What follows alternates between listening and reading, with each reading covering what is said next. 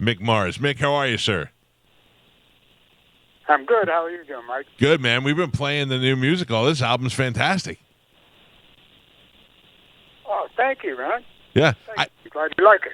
I like it a lot. We've always been fans, and we were talking this morning about how we think sometimes you're a little underrated. I think because you're always the quiet one in the band. In Mötley Crüe at least, you were maybe a little bit overlooked as one of the great guitar players. And then you could really hear it ripping though on this album. This new album is fantastic. And where do you find this singer?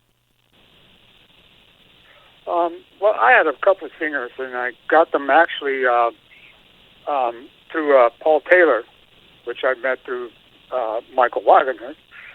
So it was a little bit of a I know this guy or I know this, kind of a thing. Yeah. So I went around and found a couple different singers. And how long does it take you to put this solo album together? How long were you working on it? On this particular one, with the songs that are on it, it was like about maybe 4 or 5 years. Oh, really? So you really you've been really working on this for some time. Yeah, it's like sometimes you got to do something, go out or do other things and stuff, or else like I'll put that it and go like nope and erase it. Yeah. and go on to something else, Did you enjoy? Did you enjoy the movie they made about Mötley Crüe? Did you think it was? I'm sure it was over exaggerated in a lot of areas, but did you enjoy it? I thought it was, as a fan of yours and the band, I thought it was great to watch. I watched it a couple of times. What did you feel about it? I just felt that it was like kind of you can't really put like that many years of like from a book into like 90 minutes. Yeah. So, but it was pretty close. It's got to be a great feeling to think that you guys, you're a bunch of guys struggling together and coming together. Not only do you have this crazy career, but I bet at one point in your career you're like, I don't know. I mean, does it ever cross your mind one day they're going to make movies about your life? I mean, that's pretty impressive. Yeah, that's what I had every intention of doing, actually, because that's what I wanted to do since I was small. Like small, little. Yeah. Well, I know I don't really have a lot of Mötley Crüe questions because I know you can't talk about a lot of stuff. But I do want to ask you this: is not litigation related at all, but as a member of the band for not just recent years, but for some time, how hard was it to be in a band watching Vince Neil decline as a frontman and as a singer? And I've asked Tommy this before, and Tommy likes to stick up. Well, Vince is okay. But Vince was a goddamn mess, and at the end, he was a fat, out of shape, out of breath. Can't sing the songs. That had to be killing you guys behind the scenes.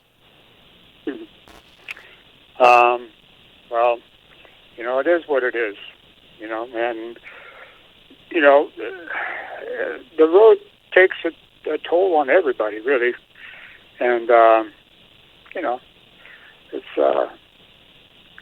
it's kind of like family, people fall out and people come back and, Yeah. It's just the way it works.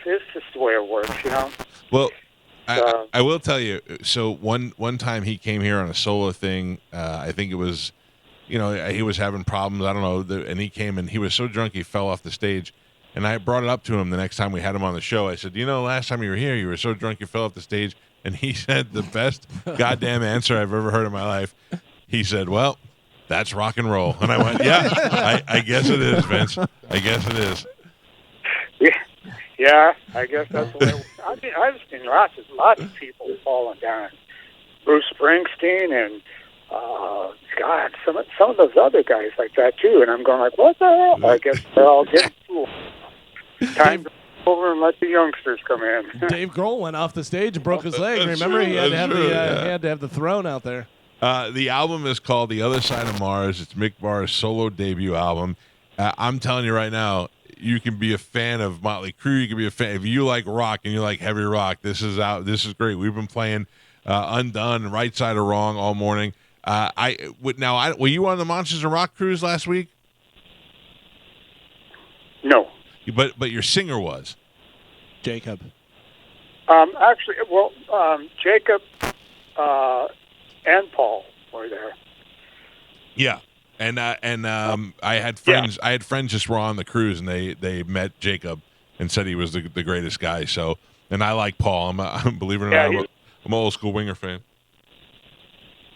Yeah, both those guys are really cool. Yeah. Really talented people. Will you do any? I know you don't like to do the long tours, but will you do anything to support this album?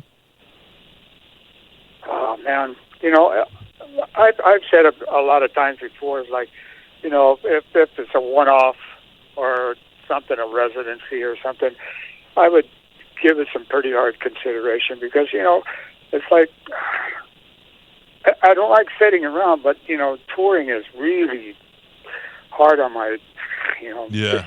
AS stuff that I have. And, but yeah, well, I would,